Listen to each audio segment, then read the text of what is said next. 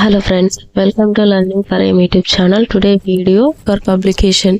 So ఈ క్వశ్చన్కి answer ఏంటంటే మనం ప్రీవియస్ ఇయర్స్ క్వశ్చన్స్ అనేది ప్రాక్టీస్ చేస్తున్నాం, మన ఛానల్లో చూసాము. అండ్ మనం ఆల్రెడీ ఒకసారి టెట్ డిఎస్సి రాసిన వాళ్ళకి ఐడియా ఉంటుంది. క్వశ్చన్ ఫ్రేమింగ్ అనేది మనకి టెక్స్ట్ బుక్ నుంచి ఇవ్వడం మాత్రమే చూస్తున్నాం కాబట్టి మన దగ్గర ఉండాల్సినటువంటి కంటెంట్ సోర్స్ ఏదైతే ఉందో అది ఏమవ్వాలి అంటే టెక్స్ట్ బుక్ అవ్వాలి. 3rd క్లాస్ నుంచి 8th క్లాస్ వరకు టెట్కి సంబంధించి 8th క్లాస్ వరకు టెక్స్ట్ బుక్స్ అనేటివి ఫాలో అవ్వాలి. మనం డిఎస్సికి 3rd క్లాస్ నుంచి 10th క్లాస్ వరకు ఉన్నటువంటి subjects Telugu, English, mathematics, science, social, ఇవి 3rd to 10th వరకు ఉన్న టెక్స్ట్ బుక్స్ అన్ని మన దగ్గర కలెక్షన్ అనేది కంపల్సరీ ఉండాలి.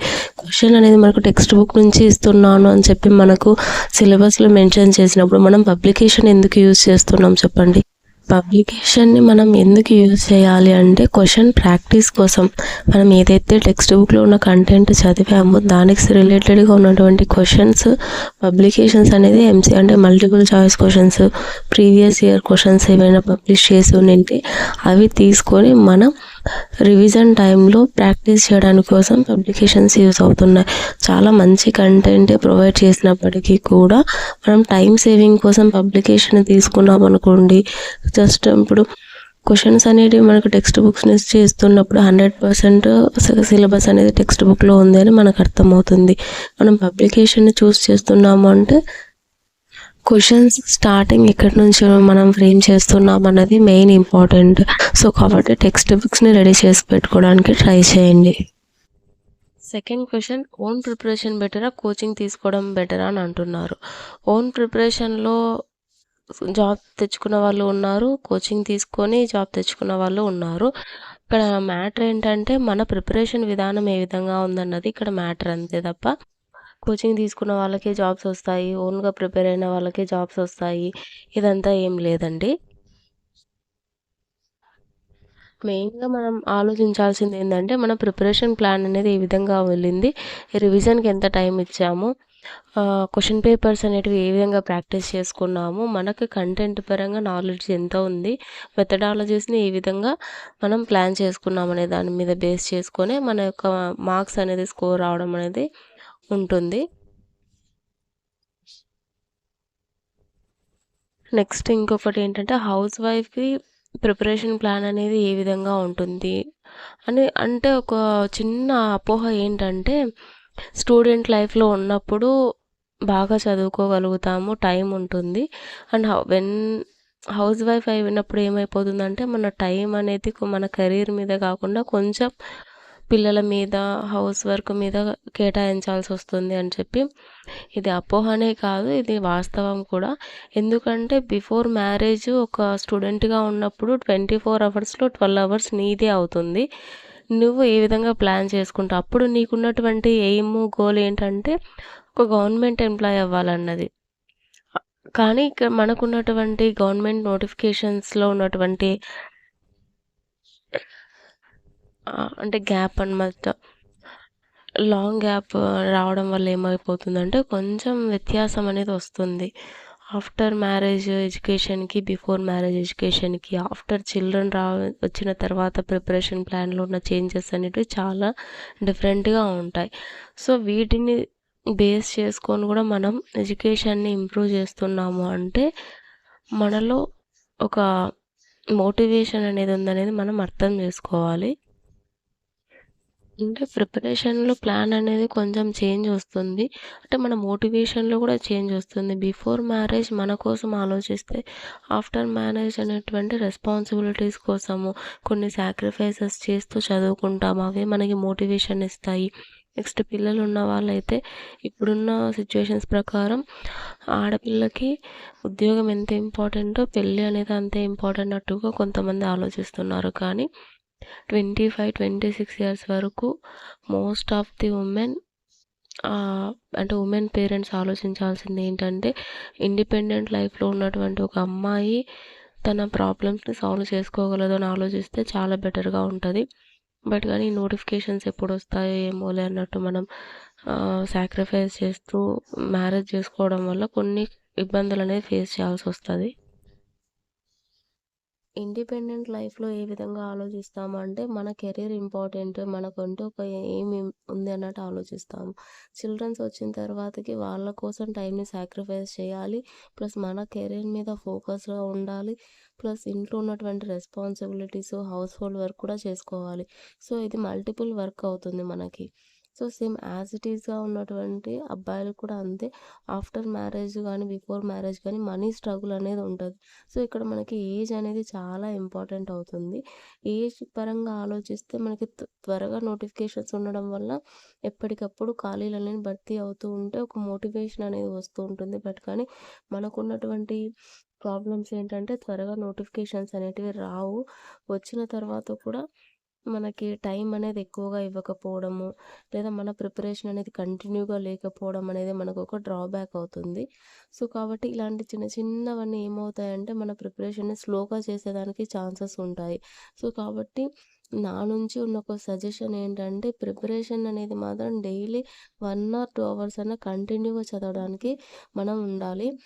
సంసిద్ధంగా ఉన్నప్పుడే అభ్యసనం జరుగుతుంది. అభ్యసనం ఫలితం అనేది మనం చూడగలుగుతాం కాబట్టి సన్నద్ధత అనేది చాలా ఇంపార్టెంట్.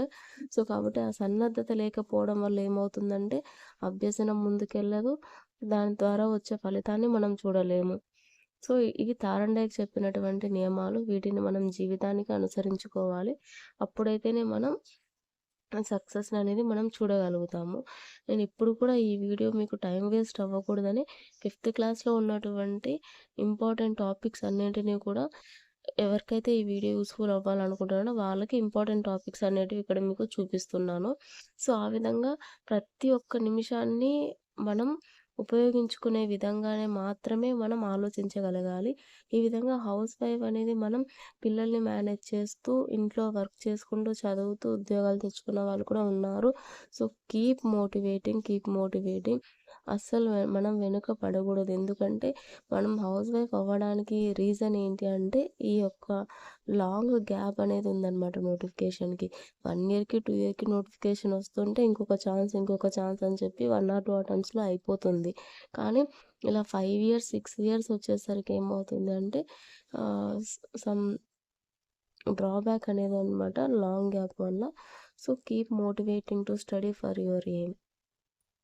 ఇప్పుడు సోషల్ మీడియా పరంగా చాలా పేజెస్ అనేది క్రియేట్ అవుతున్నాయి. యూట్యూబ్ ఛానల్స్ ఉన్నాయి. సోషల్ మీడియా అకౌంట్స్ ద్వారా మనకి కంటెంట్ అనేది ఫ్రీగా ప్రొవైడ్ చేయడం జరుగుతుంది. ఎక్స్‌ప్లనేషన్స్ అనేటివి ఇస్తున్నారు. డౌట్ ఉన్న చాప్టర్ మనకి జస్ట్ సెర్చ్ చేసి చూడగలుగుతున్నాము. ఇంకొకసారి వినగలుగుతున్నాము. So, no need to be coaching అనేది మనకి గైడెన్స్ ఇవ్వడానికి కానీ, కోచింగ్ ఇవ్వడానికి కానీ ఇంతకుముందు కంటే ఇప్పుడు చాలా అప్‌గ్రేడ్ వెర్షన్‌లో ఉన్నాం కాబట్టి it will be useful to us. So, వీలైనంత వరకు ఆహ్, వినియోగించుకోవడానికి ట్రై చేద్దాము. టెట్‌కి ప్రిపేర్ అవ్వాలి, మంచి స్కోర్ తెచ్చుకోవాలంటే ఫస్ట్ చేయాల్సింది టెక్స్ట్ బుక్స్ అన్ని కలెక్షన్ తీసుకొని పెట్టుకోవడము. నెక్స్ట్ ఇచ్చిన సిలబస్‌లో ఉన్నటువంటి టాపిక్స్ అనేటివి మనం చదివే టెక్స్ట్ బుక్స్‌లో కవర్ అయ్యాయా లేదా అని చెక్ చేసుకోవడము. అనాలిసిస్ అనేది ఫస్ట్ ఇంపార్టెంట్ అవుతుంది ఇక్కడ.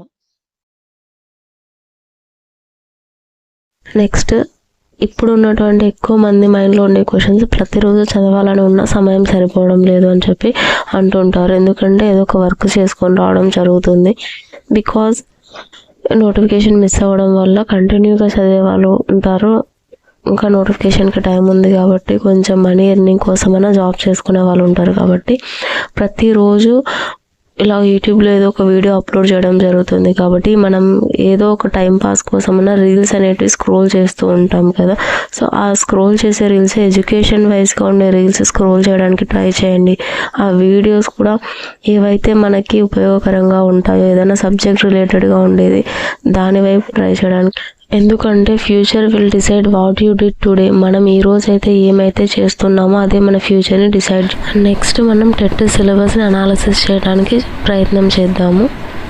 ఈ సిలబస్ కాపీ అనేది మనకి ఏపీ టెట్ జూలై 2024లో ఉన్నటువంటి ఇప్పుడు ప్రజెంట్ ఉన్న సిలబస్‌కి ఉన్నటువంటి కాపీ కాబట్టి ఇది చూడండి.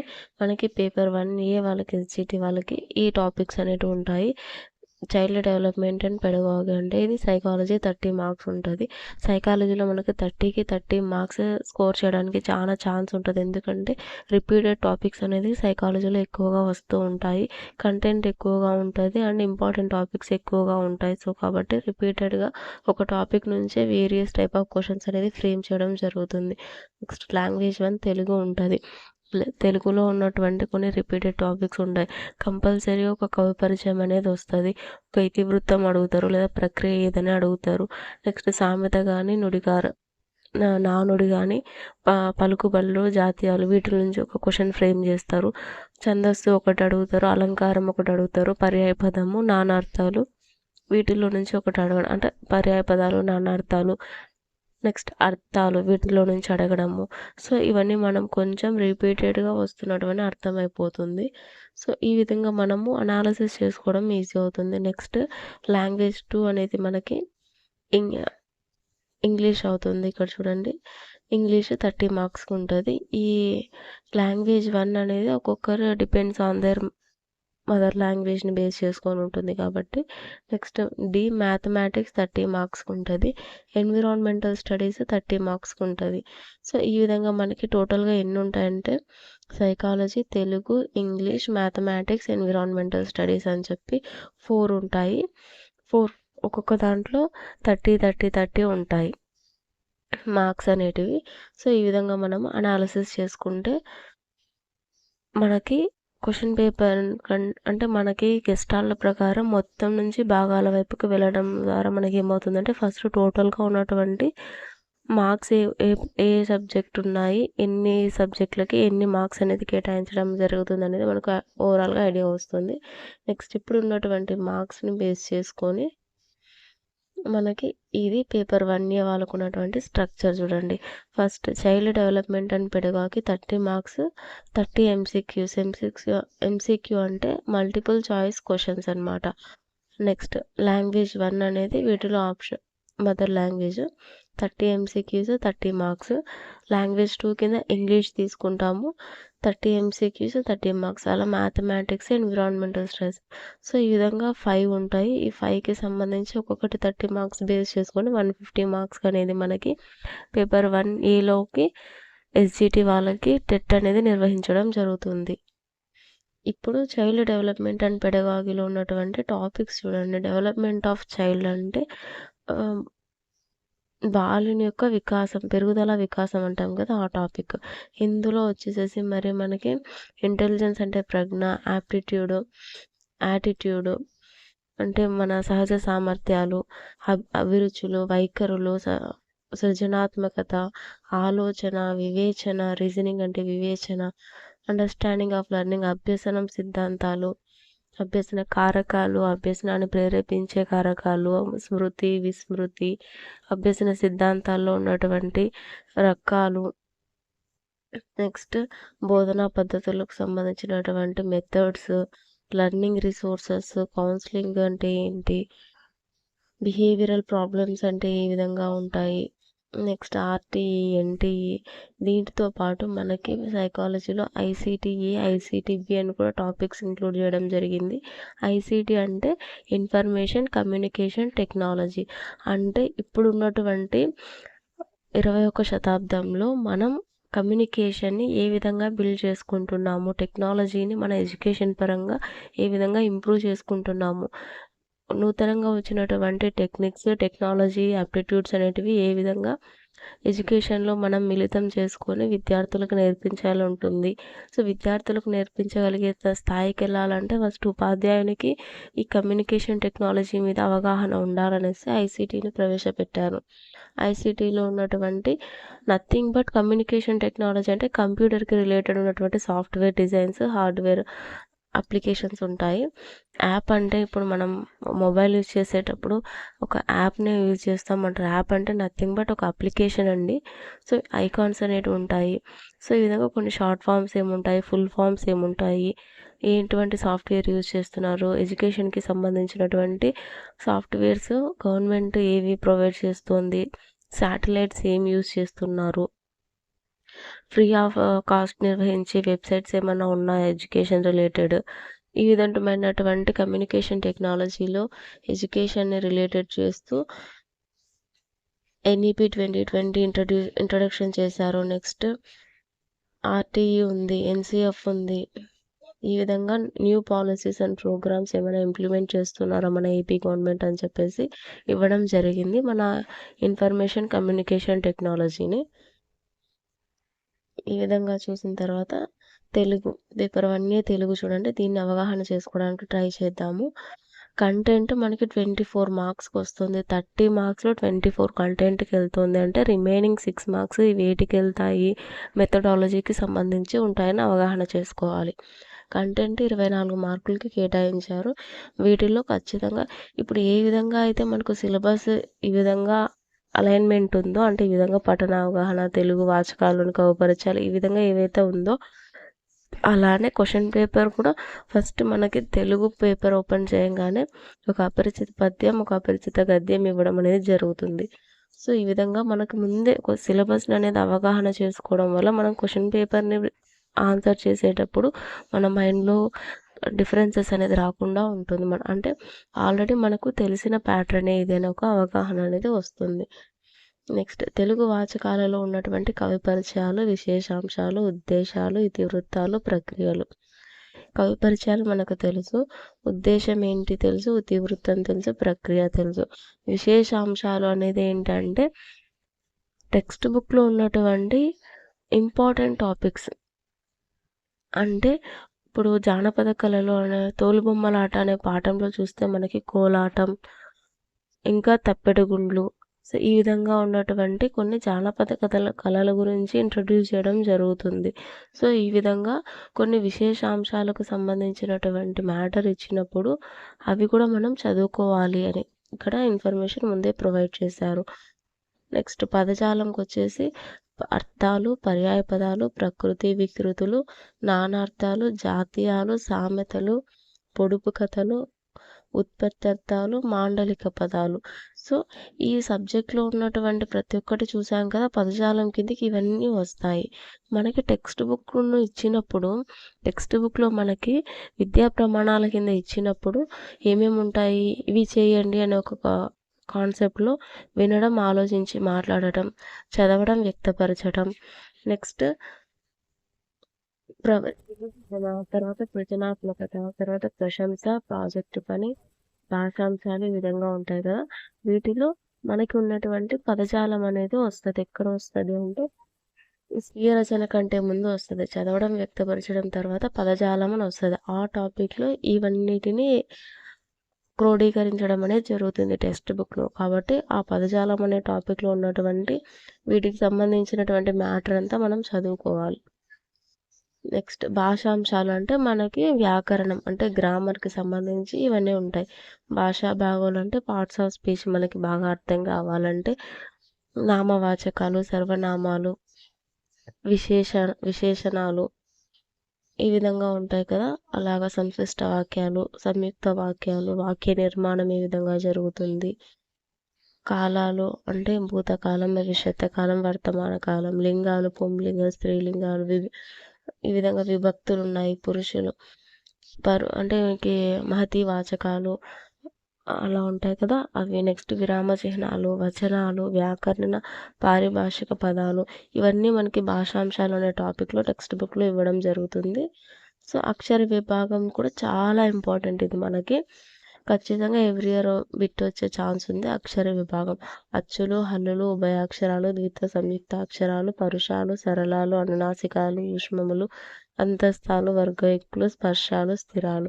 సో ఇవన్నిటికీ ఏ వర్గీకరణ అనేది చాలా ఇంపార్టెంట్. నెక్స్ట్ వర్ణోత్పత్తి స్థానాలు, వర్ణం ఉత్పత్తి స్థానాన్ని బట్టి వర్ణోత్పత్తి స్థానాలు ఎన్ని ఉన్నాయని చూసుకోవాలి. నెక్స్ట్ సందుల యొక్క నిర్వచనాలు అనేది స్పెసిఫిక్గా ఇచ్చాడు చూడండి ఇక్కడ. కాబట్టి సందుల యొక్క నిర్వచనాలు అనేది కూడా మనం చూసుకోవాలి. సో తెలుగు సందులు ఏమున్నాయి, సంస్కృత సందులు ఏమున్నాయి అనేటివి మనకు ఐడియా ఉండాలి. క్వశ్చన్ పేపర్లో ఖచ్చితంగా ఈ సందుల నుంచే ప్రశ్న అనేది ఖచ్చితంగా ఇస్తారు. సంస్కృత సందులు చాలా ఉన్నాయి. వాటిలో ఎక్కువగా గుర్తించాల్సింది సవర్ణ దీర్ఘ సంధి, గుణ సంధి, యనాదేశ సంధి, వృద్ధి సందులు. ఇవి టెట్కి సంబంధించి సంస్కృత సందుల్లో నుంచి ఈ టాపిక్స్ నుంచి మాత్రమే క్వశ్చన్ ఇస్తారని ఇక్కడ చెప్పారు. కాబట్టి ఇవి మాత్రం బాగా ఎక్కువగా చదువుకోవాలి. నెక్స్ట్ తెలుగు సందులు అత్వైత్వ ఉత్వ సందులు ఎడాగమ సరళాదేశ గసడవాదేశ సంధి ఆమ్రేడిత విరుక్తటకార లులోనల సందులు ఇంపార్టెంట్. సమాసాలు నిర్వచనాలు ఈ సందులు అనే దానికి కూడా నిర్వచనం అనేది ఇస్తుంది. అత్వ సంధి అంటే ఏంటి, ఎడగామ సంధి అంటే ఏంటి, ఆ నిర్వచనం కూడా చదువుకోవాలి, గుర్తుపెట్టుకోవాలి. నెక్స్ట్ ఛందస్సు, గురు లఘు లక్షణాలు, చంపకమాల పద్య లక్షణాలు, అలంకారాలు, వాక్యాలు, రకాలు, క్రియలు. సో ఈ విధంగా తెలుగు కంటెంట్కి సంబంధించి ఈ విధంగా ప్రిపేర్ అవ్వాలి. నెక్స్ట్ బోధనా పద్ధతులు, ఇవన్నిటివి మనకి అకాడమిక్ బుక్లో ఉన్నటువంటి బోధనా పద్ధతిలో ఉన్నటువంటి కంటెంట్.